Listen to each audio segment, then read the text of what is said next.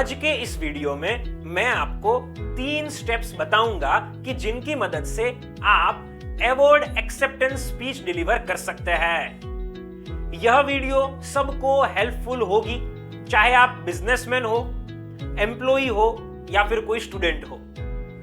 सबसे पहले तो आपको अपनी स्पीच की शुरुआत लोगों को संबोधित करके और जिन्होंने आपको अवार्ड दिया हुआ है उन्हें धन्यवाद कहकर एवं जिनको अवार्ड प्राप्त हुआ है या होने वाला है उन्हें बधाइयां देकर करनी है।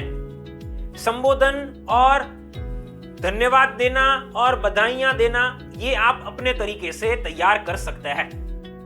उसके बाद जो सबसे पहला स्टेप हम फॉलो करेंगे वह है कि हमें जिस इंडस्ट्री के लिए अवार्ड प्राप्त हुआ है उसका क्या इंपॉर्टेंस है यह बताना है। मान लीजिए कि किसी एक बिजनेसमैन को अवार्ड मिला हुआ है तो वो कैसे बोल सकते हैं, मैं आपको उसका उदाहरण देता हूं।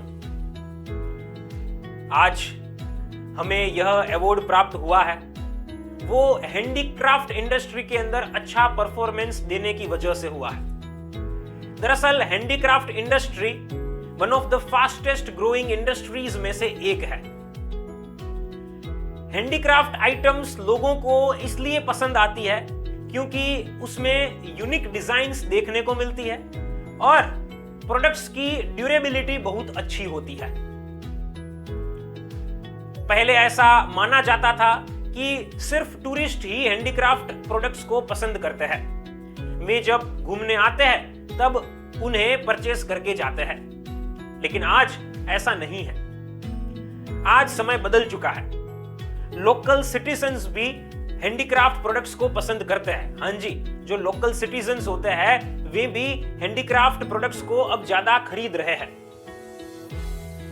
हमारे देश से दुनिया के अलग अलग देशों में हैंडीक्राफ्ट प्रोडक्ट्स को एक्सपोर्ट किया जाता है। अगर भविष्य के बारे में बात करें तो हैंडीक्राफ्ट इंडस्ट्री का भविष्य अच्छा है और आने वाले सालों में भी ग्रोथ इसमें काफी अच्छी देखने को मिलेगी। तो इस तरह से आप सबसे पहले स्टेप को कवर कर सकते हैं और अपनी इंडस्ट्री के बारे में कुछ कह सकते हैं। अगर आपको एज एन एम्प्लॉय अवार्ड प्राप्त हुआ है, मान लीजिए कि आप एआई के अंदर काम करते हैं, तो आप एआई के बारे में थोड़ा बताइए, उसका महत्व क्या है ये कहिए, वर्तमान में क्या चल रहा है उसके बारे में बताइए।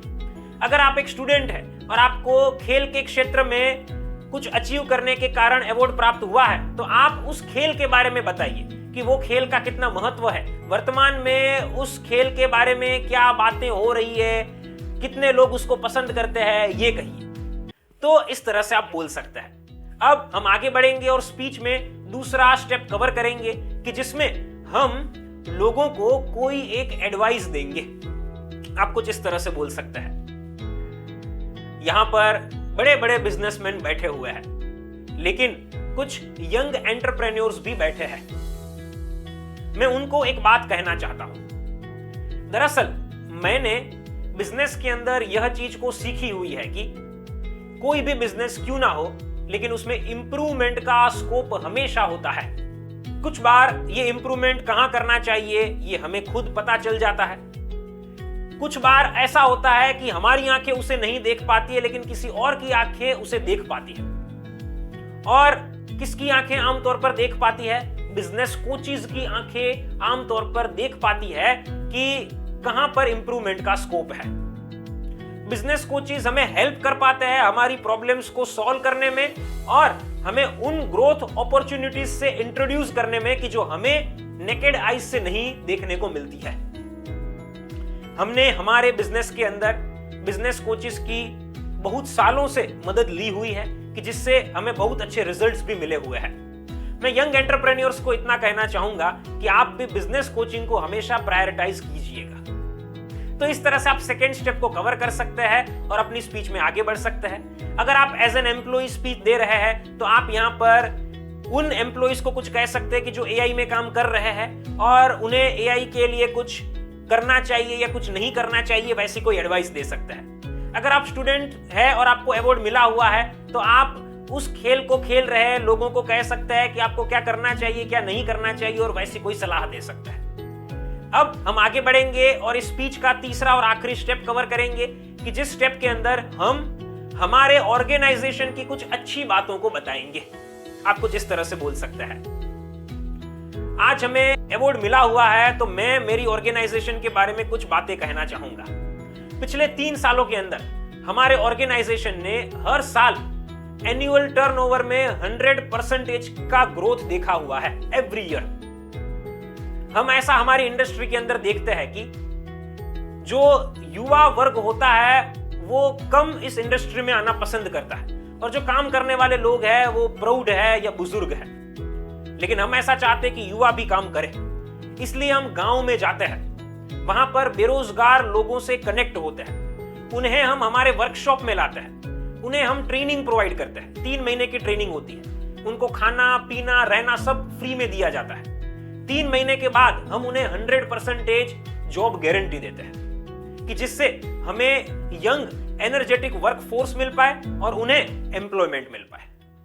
पिछले 3 सालों में हमने 3 अलग अलग गांव में 3 स्कूलों की स्थापना की हुई है कि जहां पर हम फ्री एजुकेशन देते हैं कि जिससे गांव के बच्चों को शिक्षा मिल पाए और वे आगे बढ़ पाए।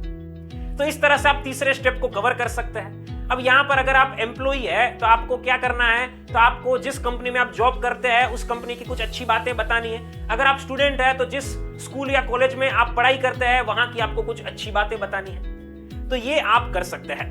इसे बोलने के बाद आप धन्यवाद कहिए और अपनी स्पीच को पूरी कीजिए। तो साथियों, इस तरह से मैंने आपको 3 स्टेप्स बताए कि जिन्हें फॉलो करके आप अवार्ड एक्सेप्टेंस स्पीच डिलीवर कर सकते हैं। साथियों, अगर आप ऐसा चाहते हैं कि आपको मैं एक पर्सनलाइज्ड अवार्ड एक्सेप्टेंस स्पीच तैयार करने में मदद करूं और आपको पावरफुल पब्लिक स्पीकर बनाऊं, तो आप हमारे online live public speaking course को ज्वाइन कर सकते हैं। नीचे दिए गए नंबर पर आप हमें अभी कॉल कीजिए, मैं आपसे पर्सनली बात करूंगा, आपकी सारी प्रॉब्लम्स और रिक्वायरमेंट्स को सुनूंगा और समझूंगा और आपको पर्सनल ट्रेनिंग देकर एक कॉन्फिडेंट और परफेक्ट पब्लिक स्पीकर बनाऊंगा। फ्रेंड्स, फिर मिलेंगे एक नई वीडियो के साथ। Thank you.